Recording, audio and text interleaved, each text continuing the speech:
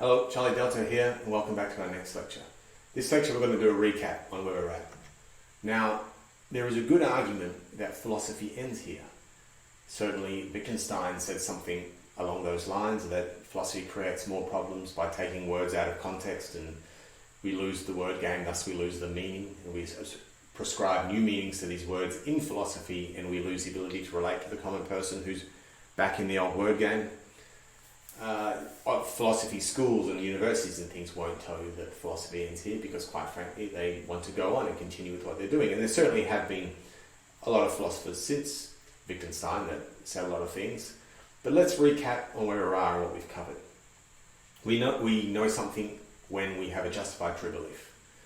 What a belief is easy, what is true is hard, and that's most of what we've been talking about these last few lectures. What is justified is hard too. The Gettier problem shows that there are issues with ever really justifying a truth claim, and we have this no defeated solution that may get us across the line. Whatever our true beliefs are, they need to rest upon some sort of foundational truth, and that often gets called the foundationalist project. Like this project is undertaking to find foundational truths to build everything on. Attempts at creating foundational truths include Descartes' I think therefore I am, and the existence of God, Hume's relation of ideas, Kant's synthetic a priori and the analytic a priori, Hegel's absolute, the logic of Frege and Russell, the verification principle of the logical positivists, I have a hand, and something like hard science. I think therefore I am still seems to stand up. The existence of God was a circular argument and debunked not long after Descartes. I think maybe more Descartes was still around. Hume's relations of ideas has been undone by Quine, and that's the same as Kant's analytic a priori. Kant's synthetic a priori, time, space, cause and effect, still seems to exist at this point in time. Hegel's absolute, whatever, no one ever really took that seriously. Everyone after Hegel tried to dismantle that. It was too mystical. The logic of Frege and Russell was undone. They tried to turn mathematics into logic and show that sets of things could describe logic, and thus we could invent this perfect language so we could create perfect meaning, but that failed, that imploded too. The verification principle was again undone by Quine, saying that we observe something and we try and write a scientific report, but we use expedient words, and we can never, the aguni gugu example that I used, we can never really know exactly what we're describing and describe it very well, and hard science has a lot of those problems too. Quine, however, does leave us with a version of truth being within my framework of beliefs. I don't know, all bachelors are unmarried men or something like that. When I finally meet an unmarried man that denies his bachelor status, or I meet an unmarried woman that considers herself a bachelor, I suppose I'll have to wrestle with my web of beliefs should that ever happen. Undoubtedly, a thread will be yanked and the whole web will be skewed a little bit, and I'll just have to readjust and live with that. So on the one hand, there can be truths, but they are moment to moment, and each thread that gets pulled changes in every other thread in the web, so our belief systems are constantly moving and changing a bit. On the other hand, as we've seen with Wittgenstein and with Saussure, perhaps the truths that we have are not in the possession of the individual, in my mind, so to speak, but rather in possession of the culture. Now, this is just the same problem all over again from the web of beliefs. Fine, so if it's not an individual that has a web of beliefs, if it's actually a collection of individuals called a culture that has a web of beliefs. Take, for example, the Amish people or the Mennonites in the USA. Now, they're getting around in horse and buggies and they don't have electricity and things like that, and they have a certain set of religious beliefs that go with them. But if we plonked 10,000 refugees from South Sudan, say, in the middle of the Amish people, and they had to learn to live together, I'm sure some threads are going to be given a long, hard tug, and systems of beliefs are going to have to be readjusted, even amongst a culture. From here on in, we are dealing with what comes after the latter Wittgenstein. In a world that has finally accepted that our culture significantly influences meaning, there is great risk. So with the rest of this lecture, I'm just getting away from purist epistemology a bit and trying to put you in the picture of what comes after Wittgenstein, and it is a little bit political. All of our Western defences of liberty involve defences of the individual who has a possession of one mind. So we have this idea that something like, I can live on my property, dang nammit, and if I choose to accept knowledge that God created the world in 7 days, there's nothing you can do about it, I don't care what science has to say about it. And you know, the Western American way of seeing things is fine. That's an adult that's entitled to their own opinion. We should leave them to their opinion, and that's their version of creationism. Things like private property, freedom of speech, free association, free will, equality among individuals, equality of opportunity at least, and something like individual sovereignty make all this possible. G. Moore's great defense of common sense, I have a hand, seem to be the final word on the matter, and it's such a breath of fresh air to think that philosophy could have ended there or something. But if that word game, I have a hand, can be shown to be nonsense, then perhaps we can destroy common sense. And Wittgenstein does seem to say that this is nonsense. Just to recap, because saying I have a hand isn't ever really used in a word game. And so if you can prove that a sentence or an utterance doesn't exist in a viable word game, then you can prove that it has no meaning. What if something, maybe let's just say a government, outlawed a certain word game? If you don't believe that this can happen, go on Twitter right now and say biological males can't be women, and see if A, someone enters into a word game with you and you try and work out the meaning of words in this word game, or see if B, you get kicked off Twitter. Now we know for a fact that it's the latter. It's happened a lot. I've used the word meaning a lot in the last 2 or 3 lectures, and it's a really good point now, I think, to get into what meaning is. Let me go back to some slides now to show you. Let's take this statement. If A, then B. Not A, therefore not B. Now that seems perfectly logical. Whenever there is A, then there is B. If there is not A, therefore there is not B, right? That's very basic stuff. But there's no real meaning in this. If, then, not, therefore, and not again, they're all just logical words. There's no proper substance or meaning, and we're substituting the terms A and B for anything meaningful. So let's use an example. Let's give some meaning to this. If I switch the lights on, then the lights will come on. I have not switched the lights on, therefore the lights have not come on. That seemed a very good logical statement. Most people would agree with that. There's nothing really wrong in that, and the meaning of the word lights and switch and things like that, that works out nicely, and I would think that that's right. But now let's consider another example. If it is raining, then the ground will be wet. It is not raining, therefore the ground is not wet. Now that one doesn't work so well, because there's lots of reasons that the ground could be wet. Someone could have spilt some water, the sprinklers could have come on, it might have been raining several hours ago, for example. There are other reasons why the ground could be wet. So substituting in random things for A and B makes this sentence true or not true depending on the meaning of A and B. Now, where I am, Australia had its hottest ever day yesterday. If you take all the measurements of heat, all the temperature readings in the entire country and divided by the number of temperature gauges that there were, hottest ever average day was yesterday.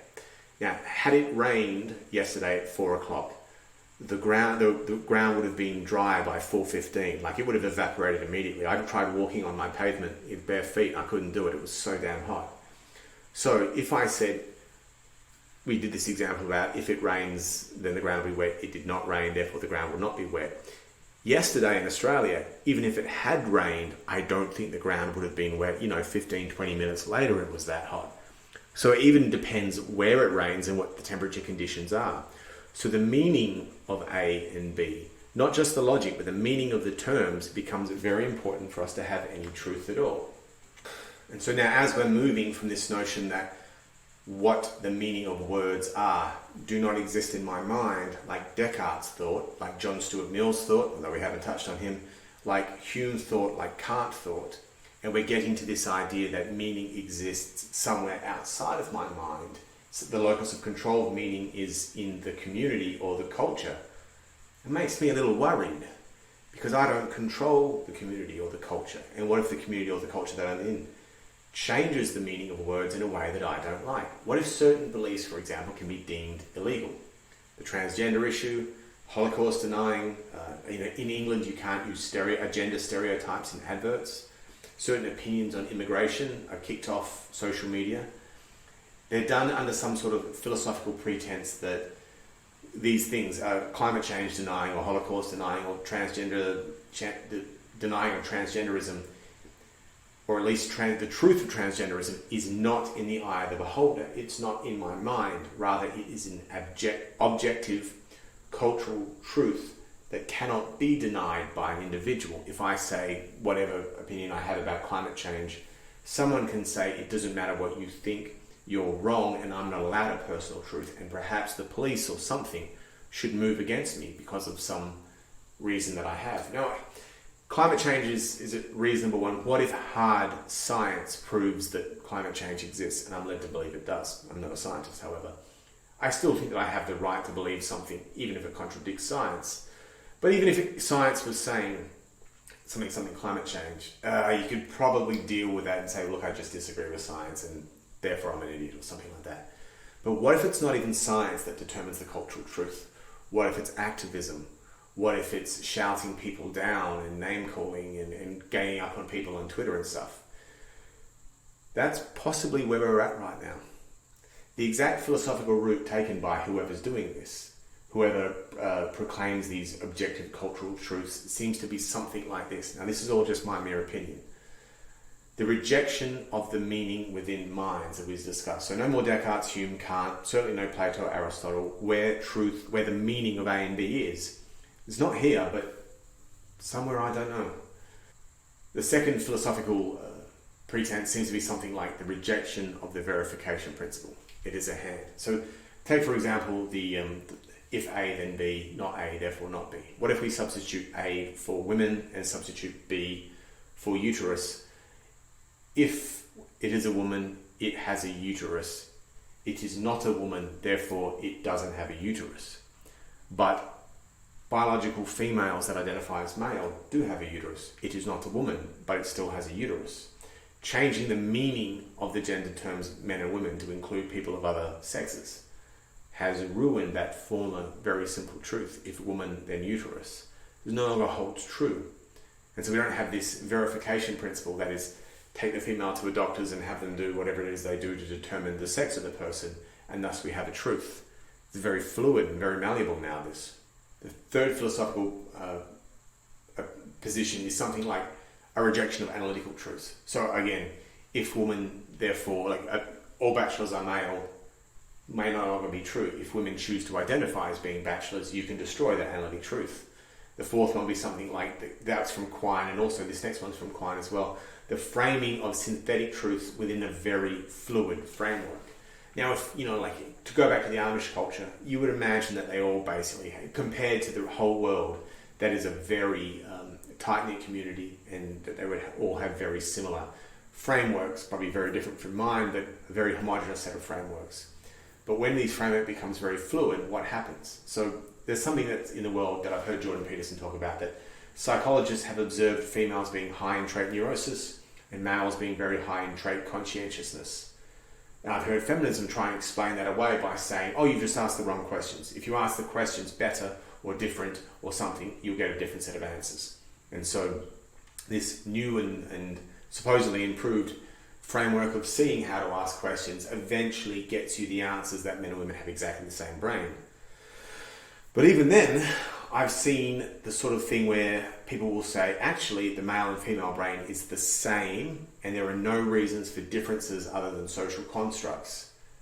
Being one opinion, one framework of opinion, at the exact same time as even the same person will say, all company boards of directors should have 50-50 males and females, as women have different and unique opinions and ideas based on the different way that they think. Therefore, there's strength in diversity, or a diverse board is a better board of directors or something.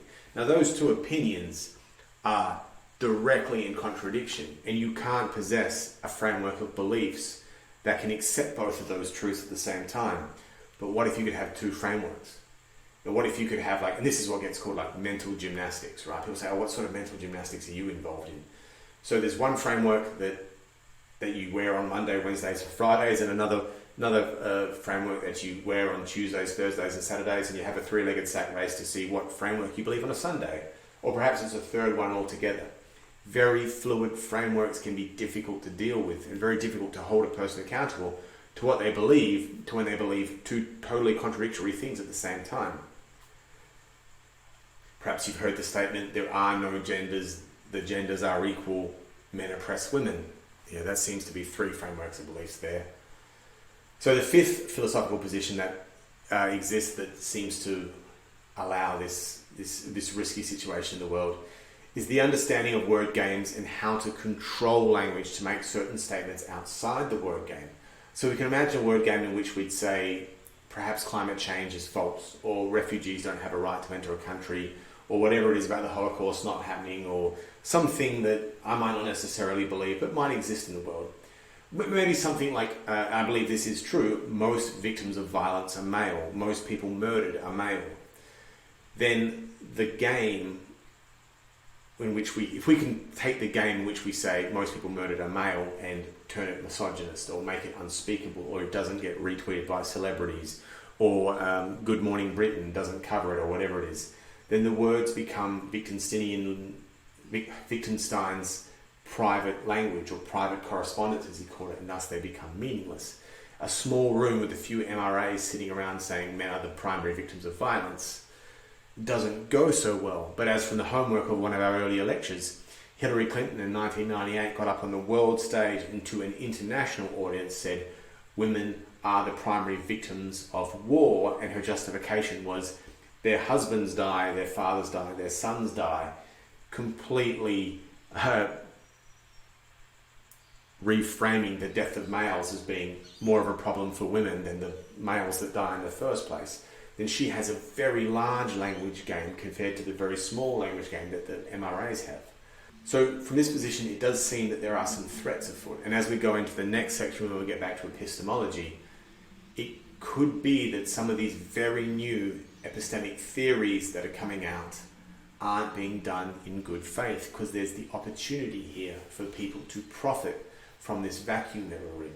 So the first threat I see is the idea that this relativist idea that, well, that's only your opinion. It's not true for you. You have an opinion, but culture has a different opinion and yours isn't valid, or something like that. Won't be applied equally to all people. It will be deployed against people you don't like, but then when an individual that you do like has an opinion, you can say, you're entitled to your opinion. It's as though there are no cultural truths. For example, I go back to the hashtag #BelieveAllWomen. I dare you to go online and explain to the people using that hashtag that, that's just your opinion. It's only true for you. It wouldn't go so well. A lot of their friends will say, she, I assume, is completely entitled to her opinion. But then when you go out there and say something like, well, climate change is wrong or whatever, they'll say, well, you don't get your opinion. And the argument would be deployed against the enemies, but not against your allies. If you want to get into the really deep end of that, I don't actually, it's a very, very serious thing to say, but the argument no means no, as it's used in trying to have consensual sex, like, surely that's not a relative term. Surely we're not allowed to say, well, that's just the girl's opinion. Surely that's some sort of like fundamental individual truth for the woman trying to say no. But then with other areas of society, we're able to say, well, whatever you said is just relative. I don't have to listen to your opinion on truth. We need to be very, very careful on that position. Then there is the risk of, look, who really controls the narrative? Generally, if everyone in America believes that the meaning of capitalism is bad, well, then America can change its economy from capitalism to socialism if it wants. The probable truth is something that 99% of Americans think that capitalism is good and 1% thinks it's bad. And in that particular case, the 1% just won't vote in very big numbers or will fail to be heard, right? But not if that 1% controls Hollywood, Washington, and Silicon Valley. And perhaps they do, you know. If those three things can be controlled by 1%, then those three places can be controlled with money. Money can buy land, yes it can. It can buy stock and companies. It can buy airtime during the Super Bowl. We're getting to the point in time that money can buy meaning. If we've accepted that what meaning is doesn't exist in the mind of an individual, but in culture, and you can control culture, then you can control meaning. And I think that you could probably control Hollywood, Washington, and Silicon Valley with money. Meaning might end up in the hands of the 1%. And final threat is just nihilism, that we just throw up our hands and say, there's no truth, there's nothing, whatever. And you know, someone says to you, you should not murder, and you say, it's just your opinion, dude, I can do what I want. You people watching this, you've undertaken to study epistemology, so I think that you're striving against nihilism. but how many others? And you can understand why they're getting into it, right? There's not much truth going around right now. And as soon as you try and make an individual statement of truth that someone else disagrees with, big arguments and big weapons get deployed against you to try and deny that you can even control your own truth. So where to from here? It would be great if we could just, well, one option is if we could just abandon philosophy and just scissors, cut through, that's it. Thank you, Wittgenstein, thank you for ending it. But something's always going to fill the vacuum, right? Now we start to look at the philosophical points of view that are post-modern. So the modernity is the period from, like, say, I don't know, Descartes to Hegel or something like that, or Nietzsche or something like that.